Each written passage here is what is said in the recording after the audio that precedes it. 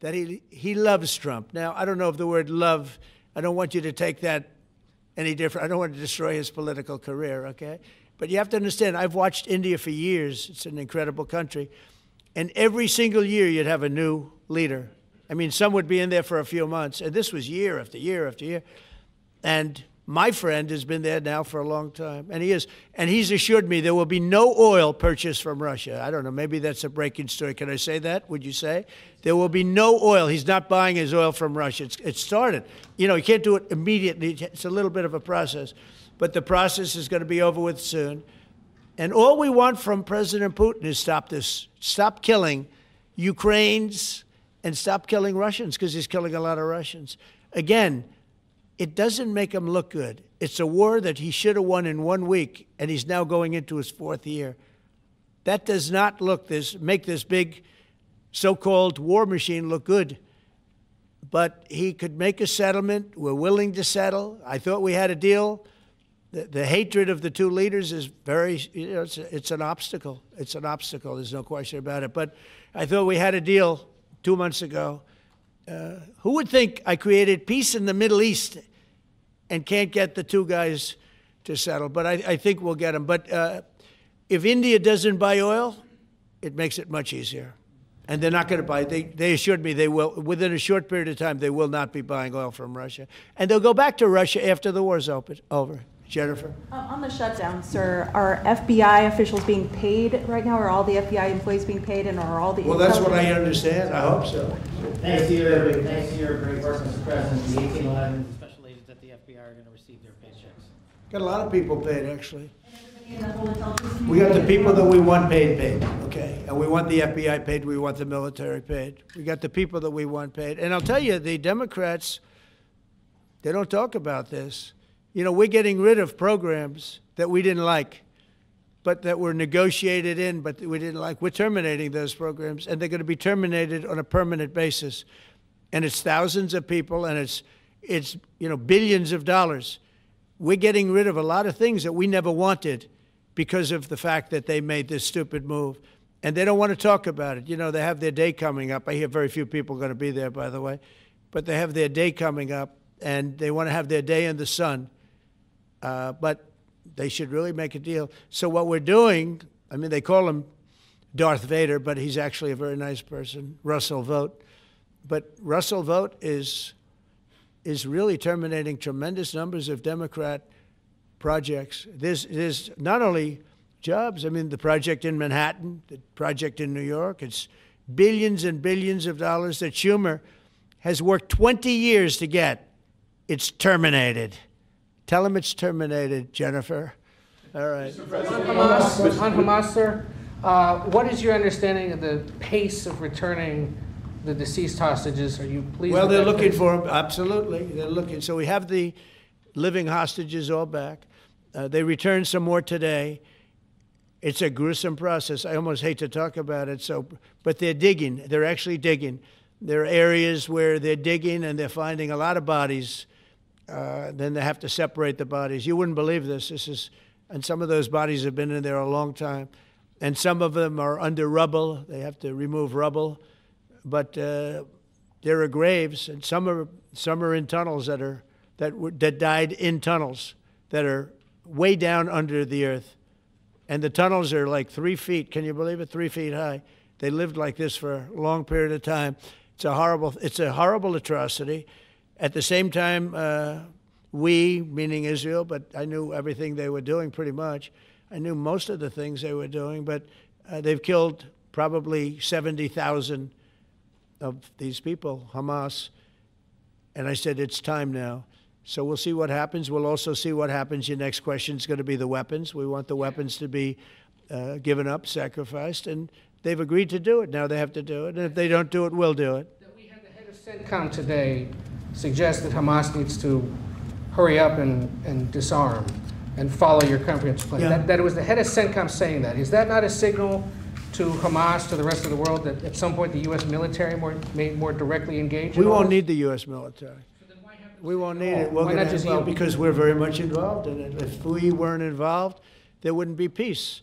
If we didn't destroy the nuclear capability of Iran, that deal would have never happened for two reasons. The Arab nations would not have felt bold enough to do it because you have a very powerful, at that time, Iran. It's not powerful anymore, between what Israel and us did, because, you know, the attack was, if you look at it, we helped them very much. They will be the first to tell you, including shooting down thousands of drones that were coming into Israel. You know, we shot them down. We were shooting them down like it was target practice, but we shot down thousands of drones and missiles also going into Israel. But between what we did to Iran that way with the, you know, conventional, we will call it, and what that see that beautiful plane, that B-2, I noticed it on the desk. I always thought it was beautiful, but I never understood it. Now I understand it. It took in hundreds of thousands of bombs in the form of two, but hundreds of thousands of pounds of bombs.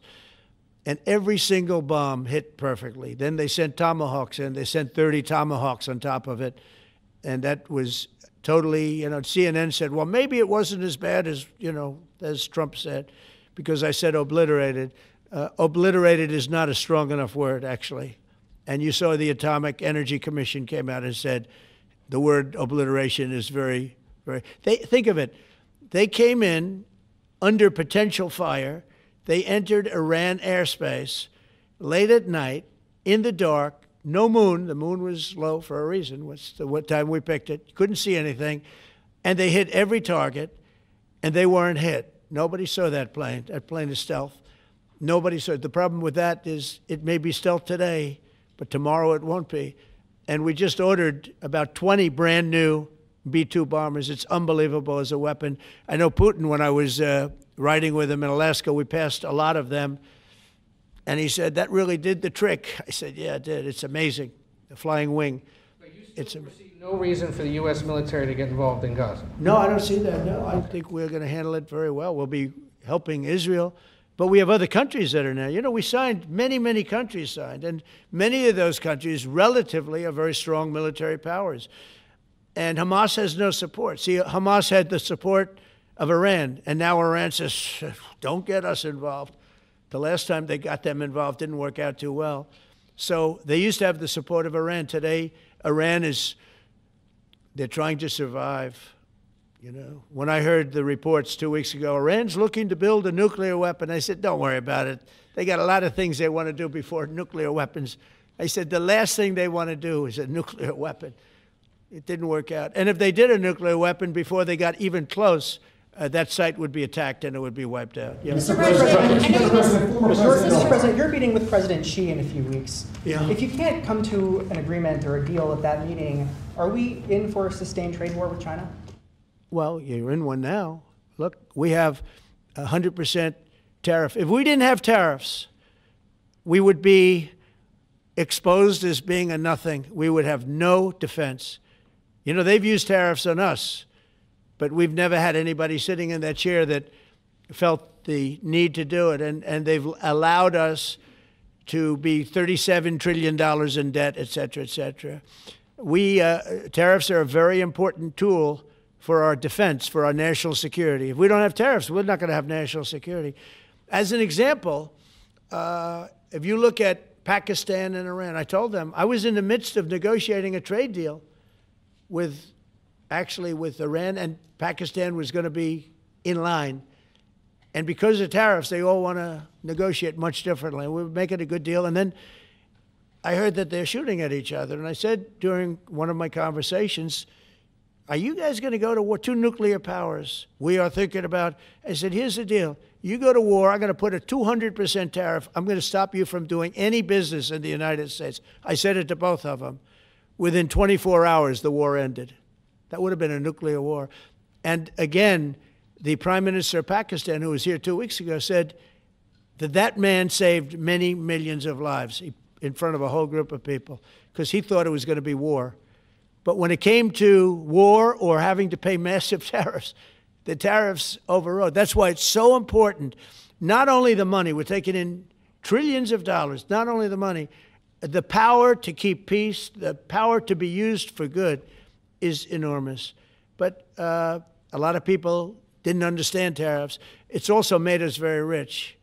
We have a big case coming up in the Supreme Court, and I will tell you, That's one of the most important cases in the history of our country, because if we don't win that case, we will be a weakened, troubled, financial mess for many, many years to come. I don't even know if survivable is a good term.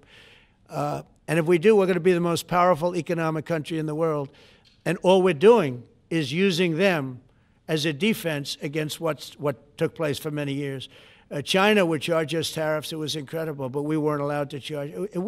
So we're allowed to do whatever we want. We just had presidents that didn't want to do it for whatever reason. And it was nothing. But of the 8 wars, I was saying 7, of the 8 wars, I would say tariffs are directly responsible for me ending 6 of them, 5 or 6. Without the tariffs, you have wars raging all over the world. With the tariffs, other than Russia, we have no wars out there. And we've made a lot of good friends, too. Tariffs are so important to our national security. If we don't have tariffs, we don't have national security. Our country would suffer a level that, because they use so strongly on us. As an example, the European Union, they won't take our cars, they won't take our agriculture, they won't take anything, but they send their cars in, Mercedes, BMW, Volkswagen, by the millions. We don't send any cars. They don't take them. They were tariffing us out. Agricultural products, they don't take our agriculture. They want their farmers to do it. I understand that. But it was very unfair, and they were tariffing our product. They're keeping out by using tariffs. And we didn't use them, but I used them. And now we made one of the great deals with your $650 billion they pay us. And we've evened it out. It's really a good thing to see. And you have to understand, they've all signed. Japan, South Korea. I mean, South Korea, $350 billion up front.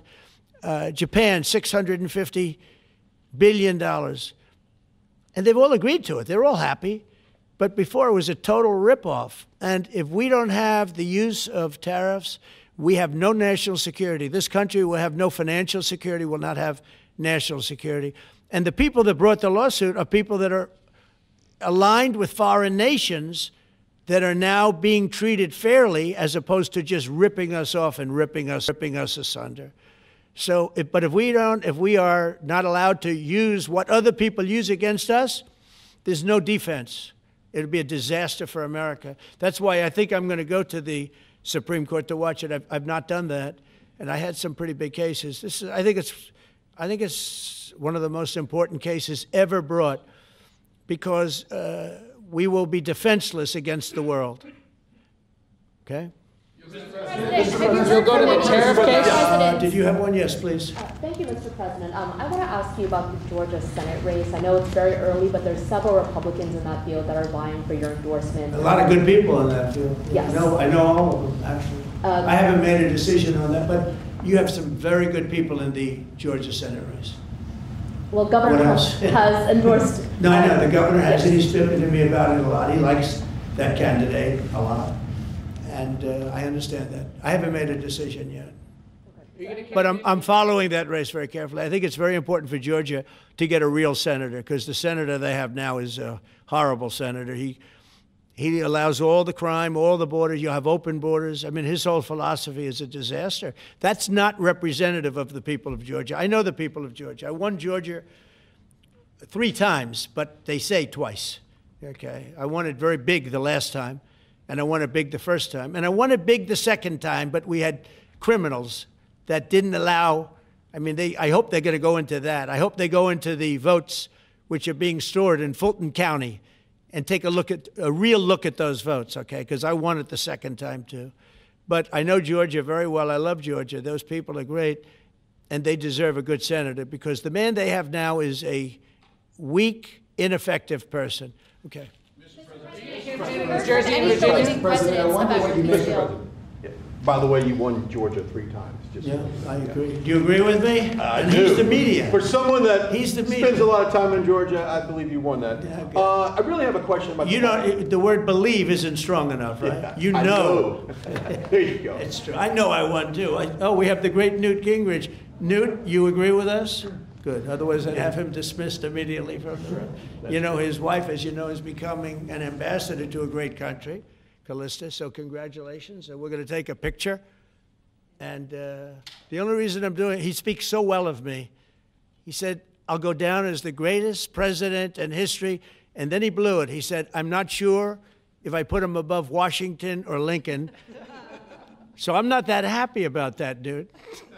I've got a question about the weaponization of the DOJ. The media often says your department is weaponizing the DOJ. Yeah, that's the opposite. It's the opposite. Todd, you represented President Trump and probably the greatest weaponization of the DOJ by Alvin Bragg. You know firsthand, if you can describe what you saw under the Biden administration and how they weaponized the DOJ. Well, I mean, I think it's hard to describe what happened in those last 4 years against President Trump. Alvin Bragg, a local prosecutor, his office staffed by somebody from DOJ. Jack Smith, picked as a special counsel, staffs his entire office with DOJ prosecutors. And then there are countless things that happened. All in writing, most of them on the docket, that require no explanation except a complete abomination of the place that the Attorney General and I run now, and Director Patel. So when people talk about this department weaponizing, it's embarrassing. Because there's no scenario in which you can look at what we're doing, restoring justice, doing the right thing in every single case, and say that that's weaponization, and yet remain eerily silent about what happened for the past 3 years. I mean, you read these articles and giggle, because it cannot be true that people really think that what they did to him, not once, not twice, I'm still counting 3, 4 times, but we're the ones that are weaponizing. So this man is not weaponizing the Department of Justice. We're not weaponizing the Department of Justice. It's the opposite. I mean, and also, nobody questions what I'm saying because it's true, because we all lived the past 4 years. So listen. They never want to bring up the details. But I watch the fake news, and oh, he's weaponized. And he wants to send them to prison. He wants all this. They indicted me like 5 times. I took a mug shot. Who would have thought it turned out to my favor? Because it was a good shot. But I had to take a mug shot. It's right out there on the door. New York Post.